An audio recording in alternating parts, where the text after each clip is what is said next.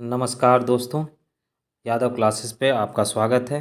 इस समय global world में हम देखें तो एक मुद्दा काफ़ी गरमाया हुआ है और हम आज के वीडियो में इसी मुद्दे पर चर्चा करेंगे। आखिर क्यों FATF ने तुर्की को ग्रे लिस्टेड कर दिया है? क्या होता है FATF और पाकिस्तान को क्यों फिर से ग्रे लिस्टेड में डाल दिया गया? ये सब आज के वीडियो में हम देखेंगे। इससे पहले हम देखते हैं आज के एक प्रश्न को। FATF की स्थापना किसकी सहायता से हुई थी? Option A UNO, option B यूरोपीय संघ, option C G7, option D G20। इसका उत्तर आपको वीडियो के अंत में मिलेगा। चलिए आज के अब वीडियो की तरफ बढ़ते हैं। आने वाले सालों में तुर्की काफ़ी रेडिकल कंट्रियों की तरफ व्यवहार कर रहा है और वह आतंक पोषित देशों से लगातार नज़दीकियां बढ़ाता जा रहा है, जबकि उसके देश में ये मुद्रा जो है उसकी लीरा खुद ही काफ़ी नीचे गिरी हुई है और लगातार गिरते हुई जा रही है उसकी नीतियों के चलते। वो लगातार चाहे USA हो, चाहे भारत हो, चाहे अन्य देश हैं, उनसे काफ़ी कटुता अपनी रिश्तों में बढ़ाता चला जा रहा है और इसके चलते उसकी मुद्रा काफ़ी नीचे गिर गई है, जिसे रोकने में वो खुद भी विफल हो रहा है। दूसरे देशों को हथियार अवैध तरीके से तस्करी करता है, आतंकियों को पालता है, उसको पोषित कर रहा है। तो इन सब चीज़ों के चलते जो FATF के प्रेसिडेंट हैं मार्कस प्लेयर ने तुर्की को FATF के ग्रे लिस्ट में डाल दिया है। ग्रे लिस्ट में डालने के बाद तुर्की के साथ दो और कंट्री जो है जिन्हें ग्रे लिस्टेड किया गया है, जॉर्डन और माली। जॉर्डन इजराइल के बगल में है और जो ISI का अड्डा बन गया है, और वहीं माली एक अफ्रीकन देश है जो ISI पोषित देश है, जहाँ पे UK और फ्रांस की सेना लगातार उनसे लड़ाइयाँ लड़ रही हैं, उनको पीछे ढकेलने की कोशिश कर रही हैं जिससे उनको काबू में किया जा सकते। तो अब पाकिस्तान के साथ उसके आका भी ग्रे लिस्टेड में शामिल हो गए हैं। अब इसके पहले चीन, तुर्की, मलेशिया इन्हें ब्लैक लिस्टेड होने से हमेशा बचा लेते थे।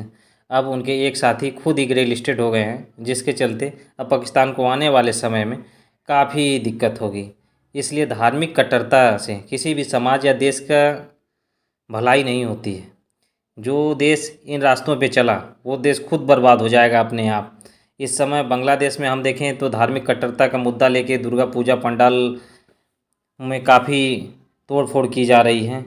तो बांग्लादेश को भी एक नसीहत है कि अगर वो भी अपने आप यहाँ ये कट्टरता रोक नहीं पाएगा तो उसको भी ग्रे लिस्टेड होने से कोई नहीं बचा पाएगा, क्योंकि धार्मिक कट्टरता कब आतंकवादी पोषित देश बन जाते हैं उन्हें खुद समझ में नहीं आता है। ये पूरे वर्ल्ड के लिए नसीहत है कि धार्मिक कट्टरता अपने देश में ना फैलने दें। लोकतंत्र सबसे सुंदर और खूबसूरत चीज़ है, इसे हमें सबको बचा के रखना है, चाहे इंडिया हो, चाहे बांग्लादेश हो, चाहे वर्ल्ड की चाहे जो भी कंट्रियाँ हों। अब देखते हैं क्या है FATF। इसका फुल फॉर्म है फाइनेंशियल एक्शन टास्क फोर्स। इस संगठन का काम विश्व में किसी भी देश में वित्तीय लेन देन हो, मनी लॉन्ड्रिंग हो, आतंकपोषी नीति हो, इनकी निगरानी करता है। जैसे कोई देश अवैध हथियार किसी देश को बेच रहा है अवैध तरीके से, किसी आतंकी को नहीं किसी भी, तो उसकी निगरानी ये संस्था करती है। अगर उसमें दोषी पाती है तो उन कंट्रियों को वो ग्रे लिस्टेड, ब्लैक लिस्टेड की सूची में डालती है। अब ग्रे लिस्टेड, ब्लैक लिस्टेड होने के बाद देशों को क्या हानि उठानी पड़ती है? जैसे ग्रे लिस्ट या ब्लैक लिस्टेड जो कंट्री हो गई तो उसे कोई भी वैश्विक संस्था, चाहे विश्व मुद्रा कोष हो IMF, चाहे विश्व बैंक हो, चाहे यूरोपियन संघ हो, चाहे एशियाई बैंक हो, इन सब बैंकें हैं जो संस्थाएं हैं, लोन नहीं देती हैं डेवलपमेंट के लिए, क्योंकि वो जानती हैं कि ये पैसा पा के फिर उन्हीं लोगों को बांटेगा और उससे संसार का भला तो होना नहीं है। इसलिए ये सब चीज़ें बंद कर देती हैं और ये सब चीज़ें बंद होने के बाद उस देश से कोई भी वैश्विक कंपनी हो जो उसके यहाँ व्यापार नहीं करना चाहेगी तो वो अपना व्यापार बंद कर दें, तो आर्थिक हालात काफ़ी उस देश के कमज़ोर हो जाते हैं। जैसा हम पाकिस्तान को देख रहे हैं कि उसकी मुद्रा लगातार गिरती जा रही है, कोई भी बाहर से पैसा उसके यहाँ लगाने के लिए तैयार नहीं है।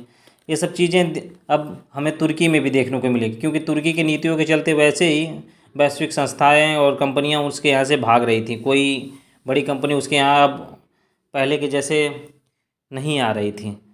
तो वैसे ही प्रॉब्लम पाकिस्तान में है, तो अब उसको और भी प्रॉब्लम का सामना करना पड़ सकता है। अब उसके राष्ट्रपति अपनी नीतियों को चेंज करें और अपने आप को अच्छी नीति को फॉलो करके जल्दी से ग्रे लिस्ट से बाहर आएँ। नहीं तो ऐसे ही नीति चलती रही तो वो एक दिन ब्लैक लिस्टेड हो जाएंगे, फिर ईरान और कोरिया की तरह पूरे विश्व से सैंक्शंस उनके ऊपर लाद दिए जाएंगे।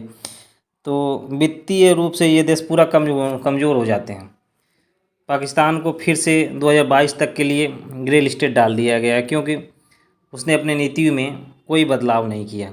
सारा वही नीति पे चल रहे हैं जैसे पहले वो चल रहे थे। तो ग्रे लिस्टेड में फिर से इनको बढ़ा दिया गया। वो सोच रहा था नहीं इस बार हम ग्रे लिस्ट से बाहर आ जाएंगे, लेकिन कभी ऐसी नीति का पालन नहीं किया जिससे उसको फिर से ग्रे लिस्ट में डाल दिया गया है। हाफिज़ सईद, अजहर मसूद जैसे आतंकवादी उसके देश में खुले घूमते हैं। कौन नहीं देख रहा है ये कि ये सब खुले घूम रहे हैं, तुम आतंकवादियों को पाल रहे हो। तालिबान की तरफ से तुमने जाके अफ़गानिस्तान में लड़ाइयाँ लड़ी और तालिबान एक आतंकवादी संगठन को तुमने उस देश पे कब्जा करवा दिया। तो ये सब चीज़ें सब लोग देखते हैं। अब इन सब चीज़ों के चलते पाकिस्तान को खुद बहुत बड़ा नुकसान हो रहा है, लेकिन वो ना पता क्यों नहीं समझ रहा है। अभी क्रिकेट में कई कंट्री, इंग्लैंड, न्यूजीलैंड, ऑस्ट्रेलिया, इन लोगों ने वहाँ पे क्रिकेट खेलने से मना कर दिया, जिससे पाकिस्तान को खुद बहुत बड़ा घाटा हो रहा है।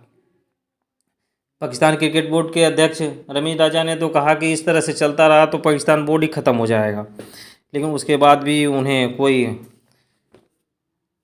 कुछ समझ में नहीं आ रहा है। तो उसके लिए क्या कोई कर सकता है? और ऐसे ही नीति से चलते रहें तो वो ग्रे लिस्ट से कब ब्लैक लिस्ट में पहुंच जाएंगे उनको खुद समझ में नहीं आएगा। क्योंकि अभी तक तो चाइना को, तुर्की और मलेशिया, इन लोगों को इनको ग्रे लिस्ट से या ब्लैक लिस्टेड होने से बचा रहे थे, लेकिन अब तुर्की खुद उस लिस्ट से बाहर हो गया। अब वो खुद ग्रे लिस्टेड हो गया, अब वो क्या बचाएगा? अब वो अपने आप की रक्षा खुद करे। और बचा चाइना, मलेशिया कभी कभी साथ में खड़ा हो जाता, कभी नहीं होता। तो मलेशिया कब हट जाएगा उनको पता नहीं, चाइना कब तक बचाएगा। तो अपनी नीतियों को चाइना से प्रभाव से हटें और अपनी नीतियों को बढ़िया स्वच्छ शुद्ध बनाएं, जिससे उनकी देश का तरक्की करे। तो चलिए दोस्तों, ये आज का वीडियो था। अब चलते हैं आज के प्रश्न की तरफ। इसका उत्तर है FATF की स्थापना G7 की मदद से 1989 में की गई थी। धन्यवाद दोस्तों। अगर आपको वीडियो अच्छा लगे तो लाइक सब्सक्राइब ज़रूर करें। जय हिंद। अब आपसे मिलेंगे अगले वीडियो में।